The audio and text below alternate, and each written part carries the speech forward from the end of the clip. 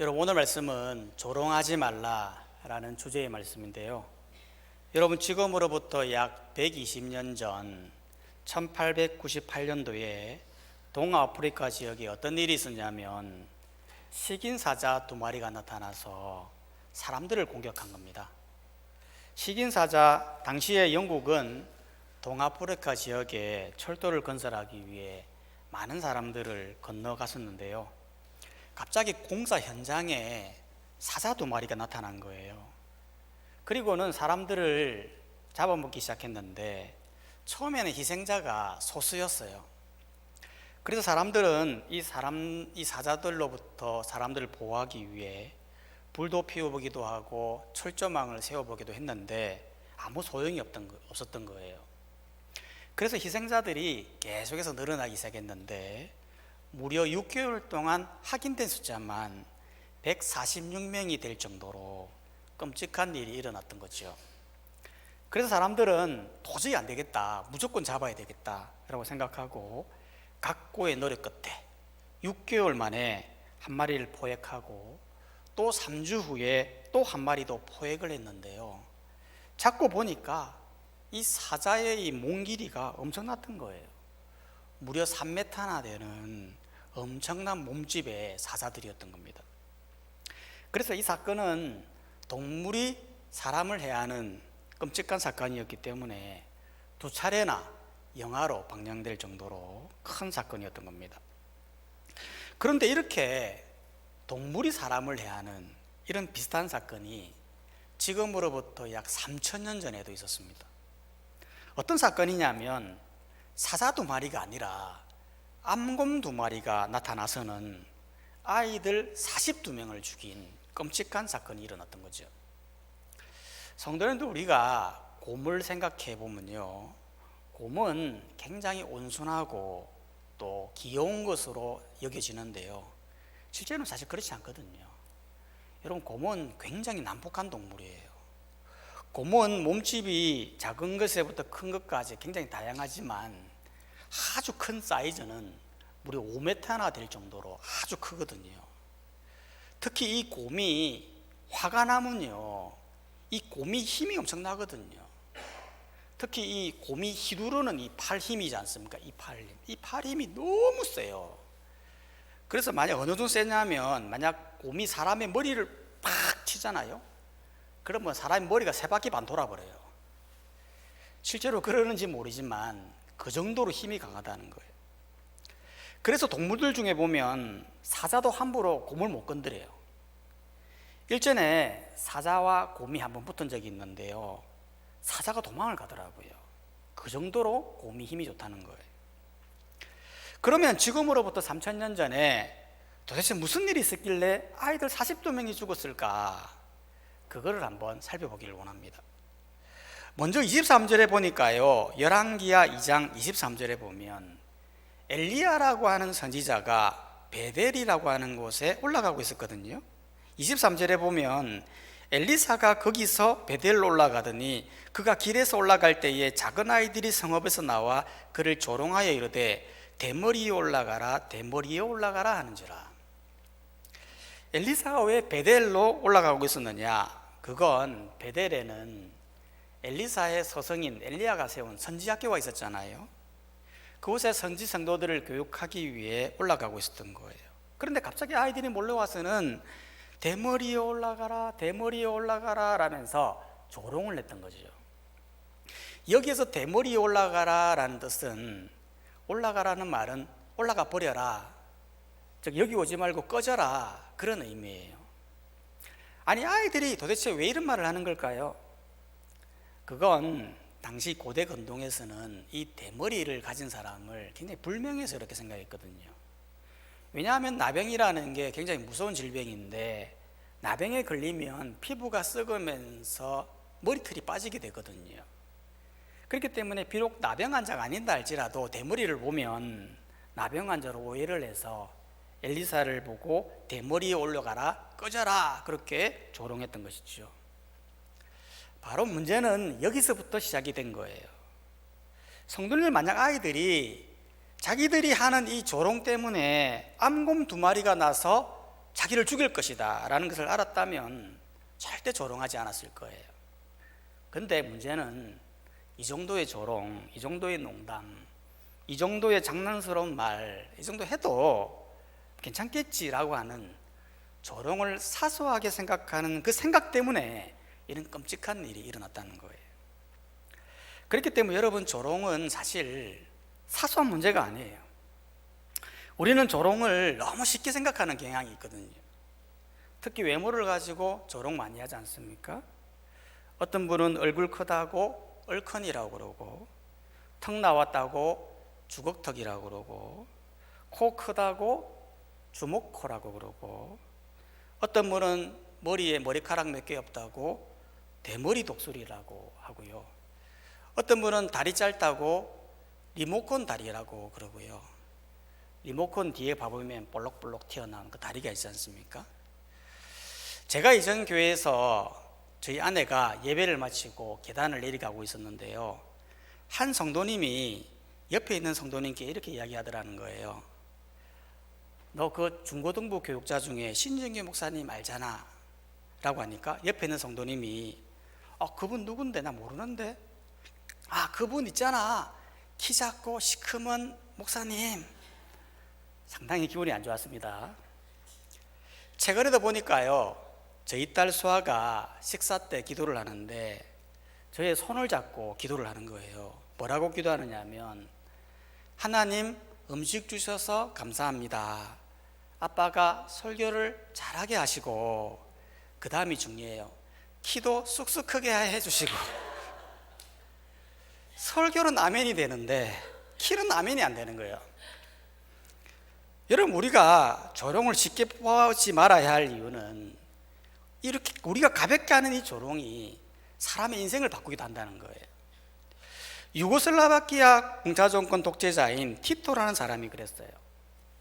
성도인데 원래 이 티토라는 사람은요, 어릴 때 굉장히 신앙이 좋은 사람이었어요. 신앙이 너무 좋아서 천주교회에서 미사를 돕고 있는데, 어느 날 미사를 돕다가 성찬에 사용하는 포도주 잔을 떨어뜨려 버린 거예요. 이걸 본 신부가 너무 화가 나서 조롱의 말을 하면서 소녀의 뺨을 때리면서 썩 물러가라고, 다시는 제단 앞에 나타나지 말라고 막 그런 말을 했는데요, 그 말 한마디에 상처를 받고 교회를 떠나고 나중에는 공산주의 독재자로 변하게 됐다는 인생을 살았다고 합니다. 그래서 성경에서는 이 말의 중요성을 굉장히 많이 강조해요. 로마서 14장 10절에 보면, 어찌하여 내 형제를 업신여기느냐, 우리가 다 하나님 앞 심판대 앞에 서리라. 형제를 업신여기고 조롱하는 건 하나님 심판대 앞에서 책망받을 큰 죄임을 지적하고 있다는 거죠. 그렇기 때문에 여러분, 조롱은 사소하게 생각하면 안 된다는 거예요. 우리 옆 사람을 보면서 한번 고백하길 원합니다. 조롱을 사소하게 생각하지 말자. 네. 옆 사람 없어. 네 하세요. 네. 네.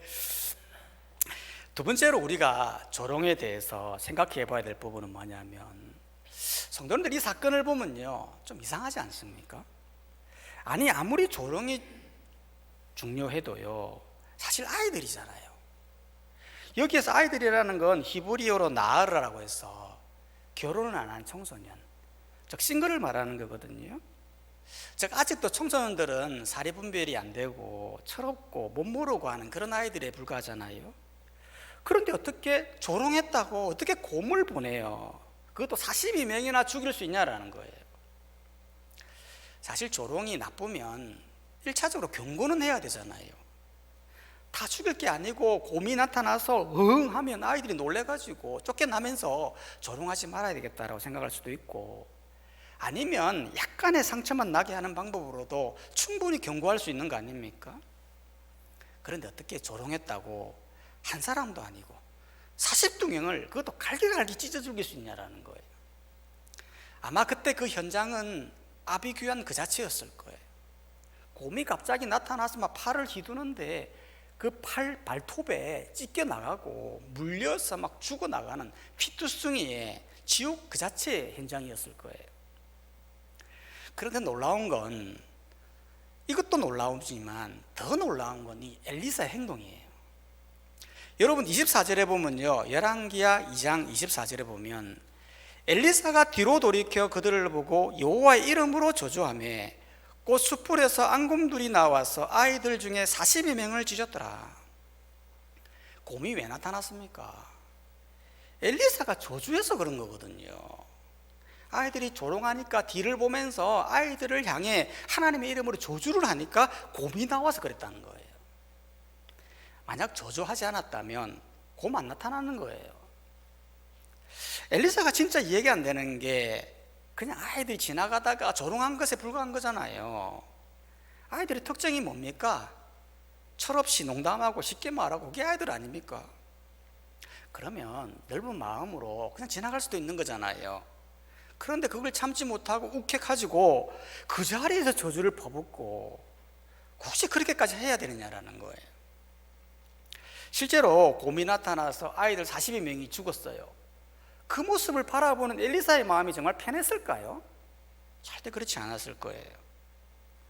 그러면 도대체 하나님은 왜 이렇게 하시느냐라는 거예요. 사실 엘리사가 저주했지만 앙금을 보낸 건 하나님 아닙니까? 하나님이 이렇게 하신 의도가 뭐냐라는 거예요. 그 이유를 알려면 이때 당시에 문화를 잘 알아야 돼요. 여러분, 엘리사가 갔던 이 베델이라고 하는 이 지역은 원래는요 굉장히 거룩한 지역이었어요.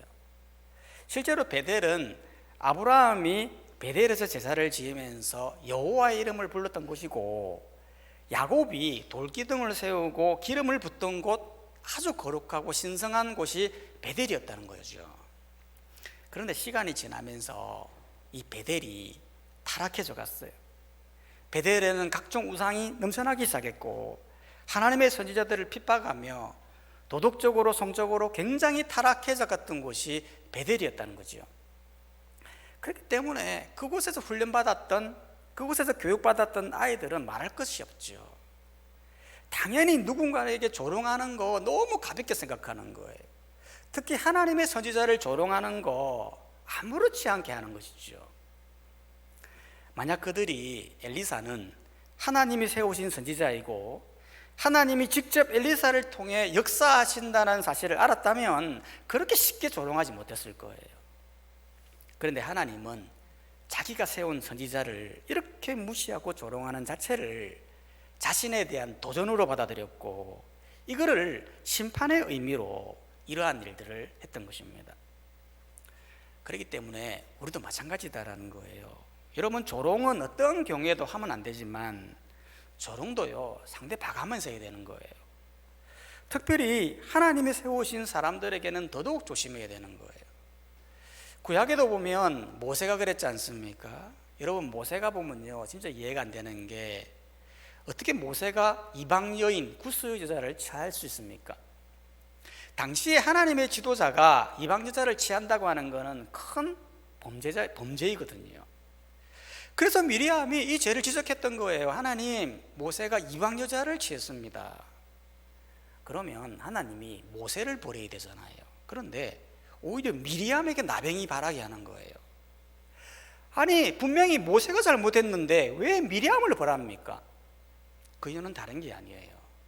모세가 잘못하긴 했어도 그 모세를 공격하는 미리암에 대한 자세의 문제를 삼은 거예요.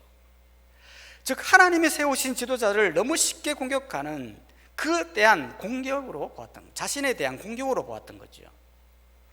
즉, 자신이 세운 지도자는 하나님이 직접 벌하실 건데 너가 무슨 권위로 지적을 하느냐라면서 미리암을 벌였던 것입니다. 그렇기 때문에 우리도 마찬가지라는 거예요.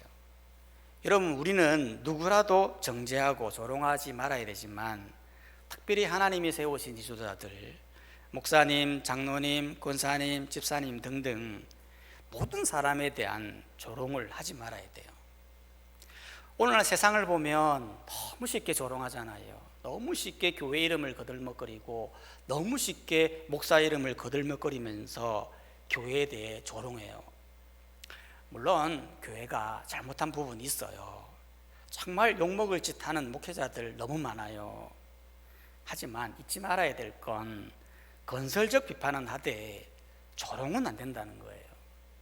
조롱하고 정죄하는 건 내 영역이 아니다, 하나님께 사실 영역이다라고 생각하고 우리는 그저 기도하면서 돌이키기를 기도하며 나아가는 것이 성도의 바른 자세다라는 거예요. 세 번째로 조롱에 대해서 또 생각해 보아야 할 부분이 뭐냐면, 조롱은 집단적이면 안 된다라는 겁니다. 여러분, 이 사건의 핵심이 뭐죠? 핵심은 집단적이었다라는 거예요. 한두 사람이 조롱한 게 아니에요. 집단적으로 이루어진 조롱이었다는 거죠.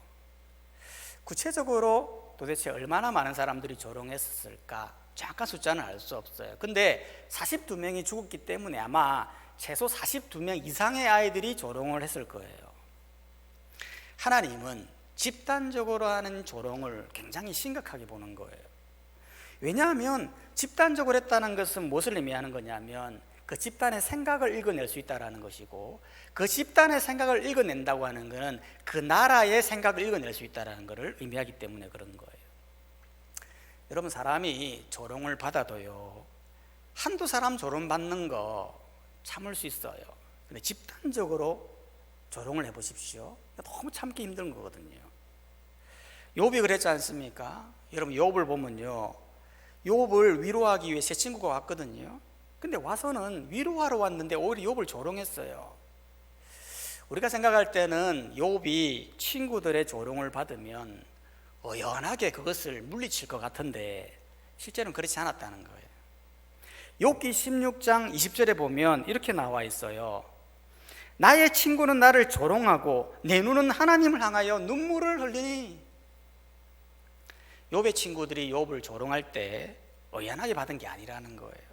그 조롱 앞에서 하나님께 눈물을 흘리는 거예요. 심적으로 아팠다는 거예요. 한 사람만 조롱해도 이렇게 힘든데 집단적으로 조롱을 받아보십시오. 여러분, 사람이 미치거든요. 최근에 최성복이라고 하는 코리아 갓 탤런트에서 노래로 준우승한 친구가 있어요. 이 친구가 어릴 때에는 아주 불우한 환경에서 살았거든요. 10살 때부터 노숙자로 10년간 껌을 팔고 마약 중독에 빠져 그렇게 살다가 우연히 TV 프로에 하는 갓 탤런트라고 하는 그 프로그램에 참여하게 되면서 준우승을 하게 되면서 일약 스타가 돼가지고 앨범도 내고 책도 내고 행정부 장관 표창까지도 받고 그랬어요.